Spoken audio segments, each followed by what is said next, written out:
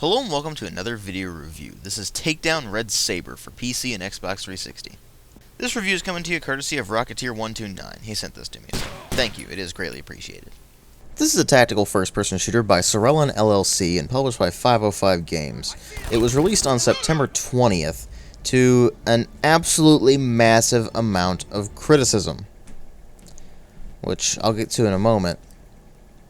But keep in mind, this game was following a decently successful Kickstarter campaign that had some pretty good talent working on it. That they had worked on stuff like the Ghost Recon Advanced Warfighter series before. So it wasn't like these guys had no experience in the tactical shooter genre. They pretty much knew what they were doing. So the real question there is, does this thing represent a good return to the tactical FPS, or is it just what a lot of people criticized and say is terrible? Well, as far as the presentation goes, it does run on Unreal Engine 3, specifically the Unreal Development Kit. And this presents some interesting things, because the Unreal Engine has a lot of capabilities, which Sorellen didn't use. This thing looks like it came from pretty much the beginning of the current gen of consoles. The Xbox 360, PS3. It looks like early generation of that. Kind of low-res modeling in a lot of spots. Really short, to-the-point animations that are often kind of weird-looking. Character animations just look particularly bad. A lot of low-res textures all over the place. Modeling's pretty decent on the environment, but there are several jagged edges here and there. And while there is a lot more color than most FPSs right now, it's just not a good-looking game. And the effects in particular just are not used to good effect. And then you go to the sound design, where the voice acting is almost non-existent. The text-to-speech option is there, actually, which is rather amusing because it basically does the Microsoft Sam voices. And that's just silly.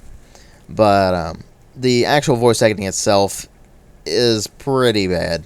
It doesn't really work all that well. And honestly, it feels more like it's placeholder audio than anything else, which is just weird. The weapon sounds are serviceable. They're not particularly great, but they do work, and they work well enough. They're not particularly great, but they're nothing that will make you go, oh, these weapons don't feel powerful or anything like that. They do feel decently powerful to some degree with the sound design. And then there's basically the one music track that the game has, which is played at the main menu, and it's not particularly great either. It does kind of remind you of stuff like Rainbow Six, but it's just not done in a very memorable way. Whereas with the Rainbow Six music, they had a very definite sound, and it really did carry throughout the entire series, even on up through the Vegas 1 and 2, which was kind of weird, but anyway. But there's nothing particularly memorable about the sound design here, apart from that it's just not that great. But what really matter in games are the story and the gameplay, and this game has absolutely no story whatsoever, apart from you are engaging in tactical operations as some sort of task force in a squad. So it pretty much falls entirely to the gameplay. And the question there is, does this bring back the classic tactical FPS? Well, they promised it would, and that was one of the big things with the Kickstarter campaigns. They promised it was a return to the tactical FPS that we knew and loved with the first 3 Rainbow Six games and the original Ghost Recon and stuff like that. What we got is an extremely slow-paced game, which is not necessarily a bad thing. It is a first-person shooter. It is squad-based. It does have various loadouts and equipment. There are problems, however. The first problem is in the way the loadouts are done. You get 4 loadouts in this game. And you can customize those pretty much to your heart's content with the primary and secondary weapons, as well as the type of armor that you're wearing.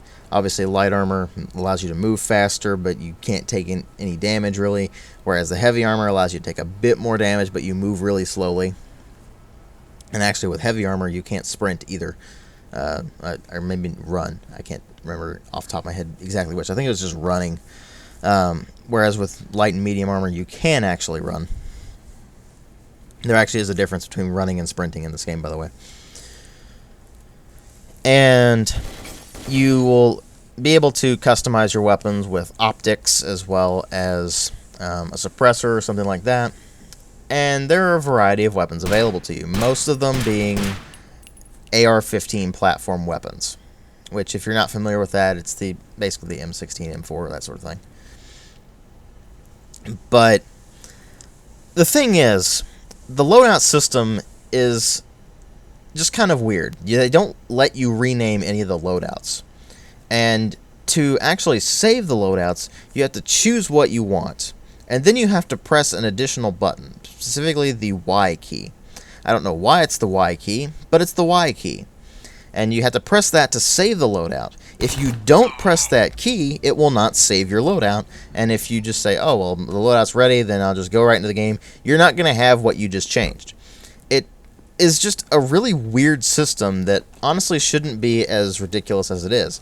It should be pretty user-friendly and intuitive, because that sort of thing isn't really that hard to do as far as user-friendliness goes. But somehow they managed to do it. At any rate, that's one of many, many problems in this game. The next one being the single player, which at launch, a lot of people complained that they were getting disconnect errors from the single player. Yes, disconnecting from single player. I don't know how that's even possible, but apparently it was happening at launch. I never actually ran into any issues where it was actually disconnecting from the single player. I did run into other problems, and I did have issues with the multiplayer, which I'll get to in a moment. But this game is designed primarily as a multiplayer game, and you can easily tell that by actually playing the single player. Now, the single player gives you a taste of what the game is like. It allows you to run around and complete either missions or just running around blasting the bad guys or rescuing the hostages or something like that in various modes on several maps. There are, I believe, 6 or 7 maps in the entire game. And as far as I know, there are no additional maps planned. So you're going to run out pretty quickly. Also keep in mind that 2 maps are a firing range and a tutorial. So that's worth noting. The single player portion of the game is woefully underdone. In addition to the various bugs and glitches that it has, the AI in the game is brain dead. Your squad mates will not do anything. You will plainly see that in this video, where they're not doing anything. They're just getting in your way and getting themselves killed. They just bunch up in corridors. They follow you. You can't even order them around. They just follow you. You don't have any squad control at all. They just follow you around. Occasionally, they'll shoot at something. Usually, they miss. Or sometimes they hit their own guys. It's a mess. The squadmate AI in this game is completely broken. It's horrible. Whereas the enemy AI is only slightly better because they actually can shoot at you. They can actually detect, hey, you're an enemy. Maybe I should fire some bullets in your general direction. But even then, they're stupid too, which you can probably see in this video too. They don't really do anything either. They allow themselves to get shot up all the time. They'll run right into the middle of an open area, not going for cover, all the time. They will miss a lot of the time. And when they do actually spot you and start shooting at you, sometimes they're really pinpoint accurate, sometimes they can't hit the broadside of a barn. It's just completely random. And you can actually be pretty close to an enemy and firing at them, and they will not actually notice you. Not until you somehow manage to trigger their AI to say, oh, look, there's a dude there. And your squad mates will actually not shoot at them either, which is rather sad. So, the AI is really the biggest problem in this game. It is completely broken. And makes the game extremely irritating as a result. That's on top of the other issues that you have just from the lack of squad control commands, the bizarre loadout system, the very, very sluggish movement. You'll be noticing in this game, you move at a snail's pace.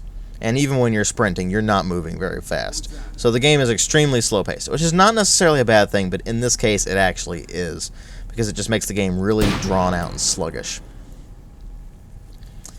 The weapon mechanics actually don't feel very good either. That you're mostly going to be using the semi-auto modes of all of your weapons, because using anything in full auto is just ridiculous. You're not going to be able to hit anything. Recoil is way too high.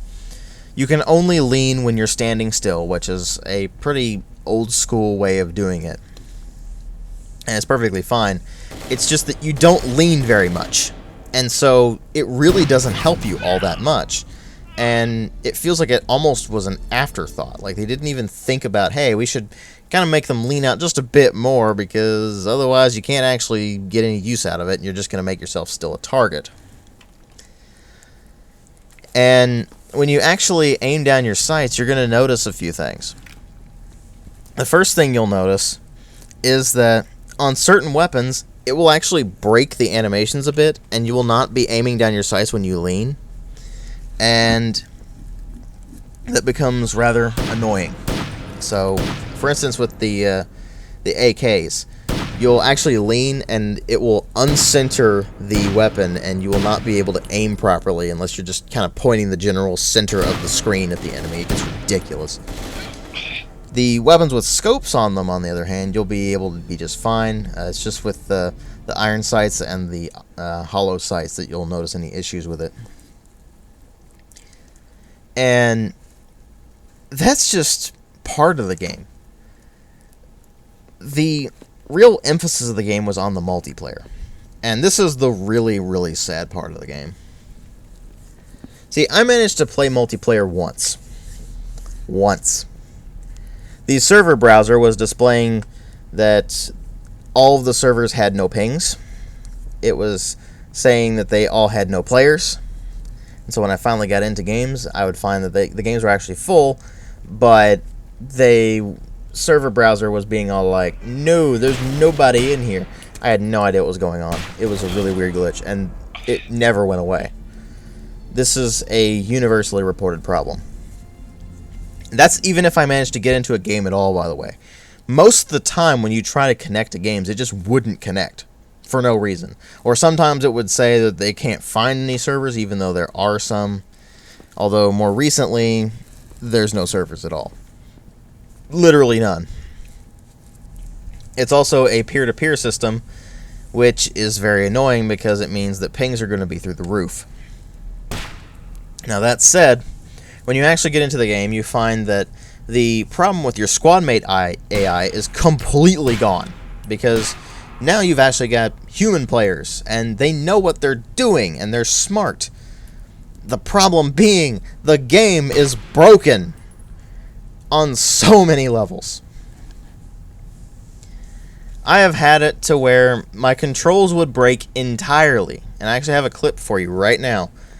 My controls would break entirely, and I couldn't do anything properly. I couldn't move properly, I couldn't aim down my sights, I couldn't lean properly. It just breaks my control. That happened quite often, actually. And other people report even worse problems than that. So, the game is just... It feels like even a pre-alpha. It doesn't even feel like an alpha. It feels like a pre-alpha. It feels like a proof of concept and nothing more. It doesn't even feel like it should have been charged for. This game isn't really a game.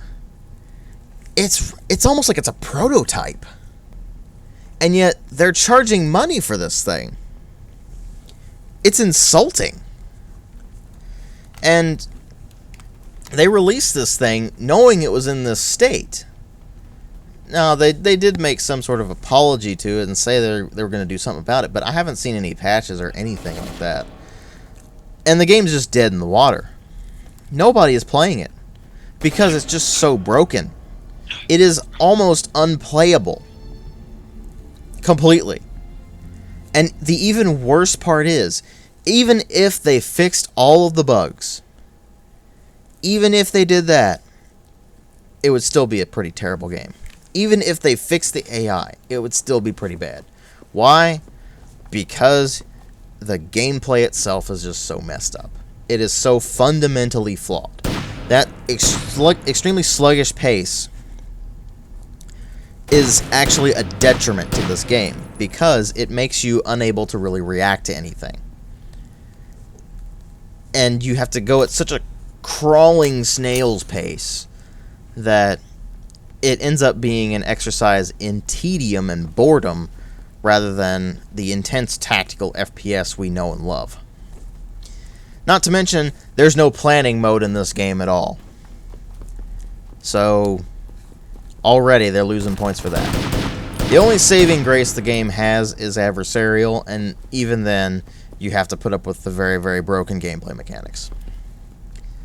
Ultimately, this game is atrocious. And it's really depressing because I was really wanting a good tactical FPS, a return to form. This pretty much needed to be good, and it's not. I give it a 0.5 out of 5. Thanks for watching.